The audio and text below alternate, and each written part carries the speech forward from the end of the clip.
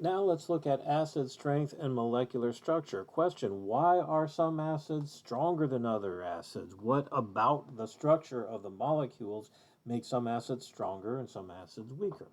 So let's look at that. And the first thing we're going to look at is binary acids, HX. The hydrogen, the acidic hydrogen, just bonded to some other atom, and that's the whole thing. When we're looking at binary acids, we're looking at bond length versus polarity. And here's how it goes. Bond length, longer bonds are weaker. Turns out the longer the bond, the weaker it is. The weaker the bond is, the more easily H plus can break off. The more easily H plus can break off means the more easily this H plus can be donated, which means it's a better proton donor, it's a stronger acid. Longer bonds, stronger acid. Turns out more polar bonds are actually more acidic also. Because if you have H bonded to X, recall from Gen Chem 1 polarity issues, H has got a partial positive charge, X has got a partial negative charge. The more polar this bond is, the more electronegative X is, the larger the negative, partial negative charge, the larger the partial positive charge on H, which means the larger the charges, these partial positive and negatives, the easier it is just to go all the way and make it fully H plus and fully X minus. It's easier to break a more polar bond because making a hydrogen H plus is very easy if it's already, due to polarity difference, due to electronegativity differences here, already a very large partial positive charge. So more polar bonds, also more acidic. Now when we look at the periodic table here, let's look across the periodic table. There's, remember, carbon, nitrogen, oxygen, fluorine. So let's just add hydrogens. Let's look at hydrogen bonded to carbon compared to the hydrogen bonded nitrogen, compared to oxygen and fluorine. And we see that the acid strength gets larger as we go across the table from left to right. HF is classified as a weak acid. Water is neutral. This is NH3. That's actually classified as a base. It really doesn't want to give up that proton. It actually would rather take in a proton. So as we go from left to right across the periodic table, acid strength gets stronger. Why is that? Because as you go across the table this way, the electronegativity increases, and therefore the bonds get more polar. All right. And the bonds get more polar as you go across the table. And by the same token, remember our trends. Yes, these bonds are slightly polar, but they're also getting slightly shorter. So here we have an issue where the bond length is getting shorter, but the polarity is getting larger. And note, the polarity due to electronegativity gets quite large. Carbon and hydrogen have roughly the same electronegativity value. Carbon's just a little bit more electronegative. So a carbon-hydrogen bond is not very polar at all. We actually classify it as nonpolar. Whereas an HF bond is very, very polar. So the polarity is greatly increasing as we go from left to right. Therefore, it's becoming more acidic. The bond length is actually getting a little shorter, and we'd expect, oh, if it's getting shorter, shouldn't it be weaker acids? Because longer bonds equal stronger acid. This has the longest bond to hydrogen. So shouldn't the acids be getting weaker as we go across due to bond length? And you're right. According to bond length, it's getting weaker. According to polarity, it should be getting stronger. But note, bond length is changing just a little bit. We're just, as you go from left to right across the periodic table, bond length just changed tiny bits. So it's getting a little bit shorter, little bit shorter, little bit shorter. But polarity is increasing tremendously, from nonpolar to very polar to crazy polar. So as you go left to right, polarity matters because it changes quite a bit going left to the right.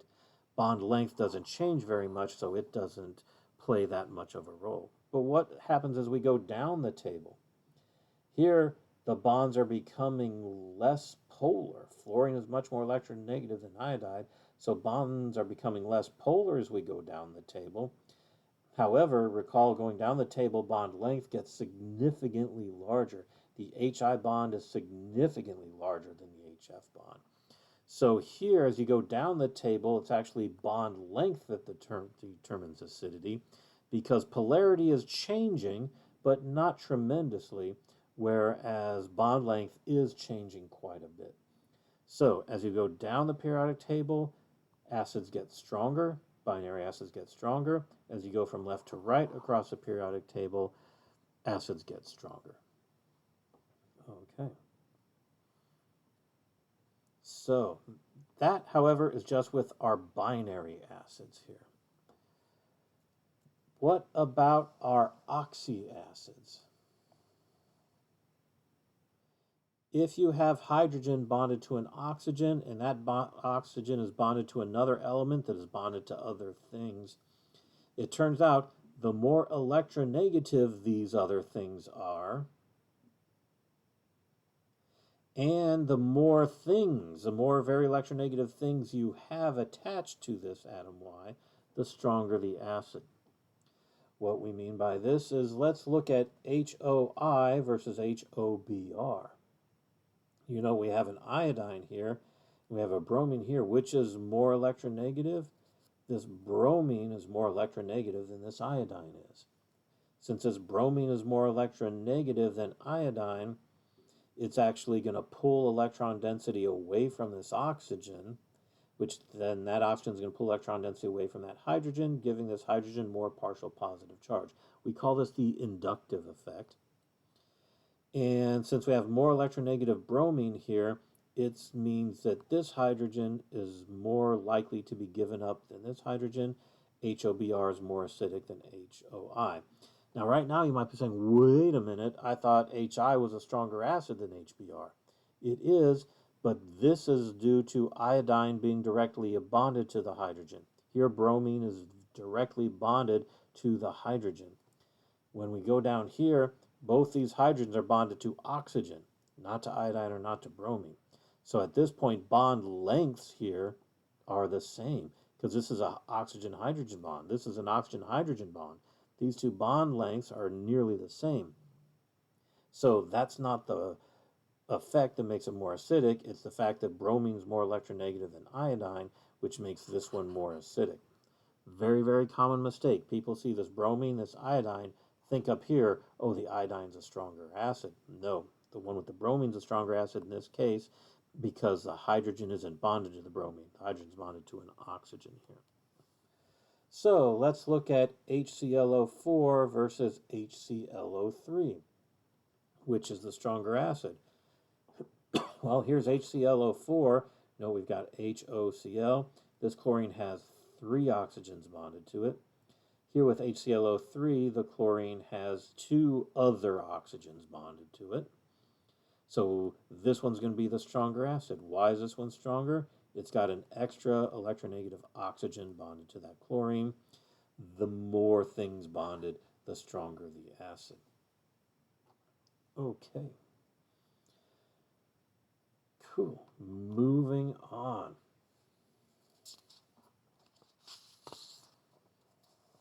Lewis acids and bases. We have now another definition of acids and bases. This is Lewis. And Lewis was all about, hey, remember Lewis structures? Yeah, that's what Lewis was all about. And when Lewis looked at acids and bases, he looked at the structures of them and said, okay, I'm going to redefine an acid. An acid is an electron pair acceptor. And Lewis said a Lewis base is an electron pair donor. And what we found is anytime you have a Bronsted acid, and a Bronsted acid is a proton donor, well, any proton that is donated can accept electron pairs. So any Bronsted acid is also a Lewis acid. It turns out a Bronsted base is a proton acceptor. In order to accept a proton, that Bronsted base must donate a pair of electrons to that proton. So it turns out this Lewis acid-base definition is even more general, applies more widely than the Bronsted-Lowry acid-base definition. Another way of saying this is all Bronsted acids are Lewis acids. All Bronsted bases are Lewis bases. But not vice versa. We will come across Lewis acids and bases that are not Bronsted acids and bases. Okay, but let's look at our definition. Here we have ammonia, NH3, plus H plus forms ammonium, NH4 plus. And one could say, well, didn't this ammonia accept a proton? So isn't this a isn't this a Bronsted base because it accepted a proton? Answer is yes. Ammonia is a Bronsted base because it accepted a proton. But note, ammonia had this lone pair of electrons on there. Where did they go? Here's the product, ammonium. Where is this lone pair of electrons? The answer is this lone pair of electrons is now this bond between the nitrogen and this hydrogen. Which means this lone pair was only on nitrogen. Now that lone pair is being shared with the hydrogen, between the nitrogen and the hydrogen. So this ammonium ion donated the pair to the hydrogen and allowed it to share. And we're going to, when we write our reactions, we're going to indicate that by making an arrow from that lone pair to where it's going on that hydrogen. So when we're doing Lewis acids and bases, we often do it this way. We take our Lewis base, our electron pair donor, draw a curved arrow to where that electron pair is going to go, meaning we're going to form a bond between the nitrogen and the hydrogen. Okay. Let's look at some more examples of Lewis acids.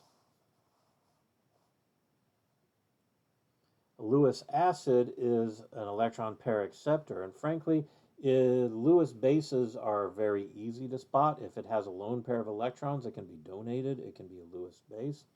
Lewis acids, though, how do you know if something can accept a pair of electrons? Let's go through the common ways. BF3, AlCl3 are Lewis acids.